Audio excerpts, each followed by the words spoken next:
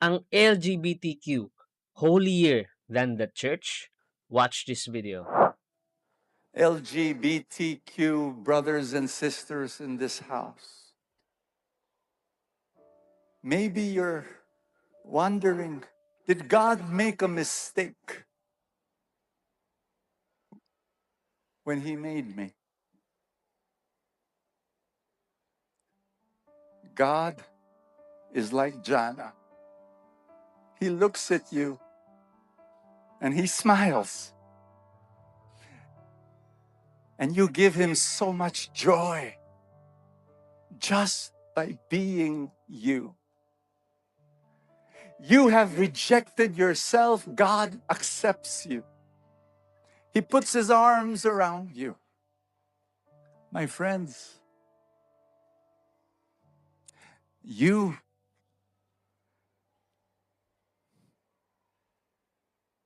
are His house, and you are the holiest place on planet Earth. You are holier than a church. You are holier than any temple. You are holier than any other place in this world because God dwells in you. And because God is in the ordinary, it is God who will make you extraordinary. Amen.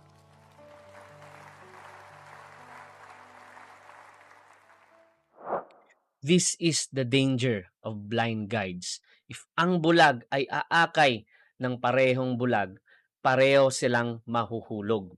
These people are preaching unbiblical and false gospel. Kailanman hindi sinabi sa Bible na be yourself. Sinabi ni Jesus, those who will follow Him must first deny themselves, take up their cross, and follow Him. Yes, you can come to Christ as you are.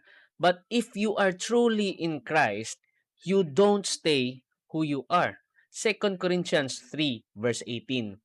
And we all, with unveiled face, beholding the glory of the Lord, are being transformed into the same image from one degree of glory to another. For this comes from the Lord, who is the Spirit. Hindi sinabi sa salita ng Diyos na kung ano tayo, magsistay lang tayo ng ganito. As we behold the glory of the Lord, merong transformation. Galatians 2 verse 20. I have been crucified with Christ. It is no longer I who live, but Christ who lives in me. Paano mo sasabihin na si Jesus na ang namumuhay sa iyo kung ikaw pa rin ang Lord at Master ng buhay mo? Doon sa sinabi niya that LGBTQ is holier than a church, it contradicts the scriptures. Yung taong tinubos lamang sa dugo ng Panginoong Kristo ang matatawag na banal. Ephesians 5 verse 25 to 27. Husbands, love your wives as Christ loved the church and gave himself up for her, that he might sanctify her, having cleansed her by the washing of the water with the word, so that he might present the church to himself in splendor, without spot or wrinkle or any such, that she might be holy and without blemish. Kaya be vigilant mga kapatid.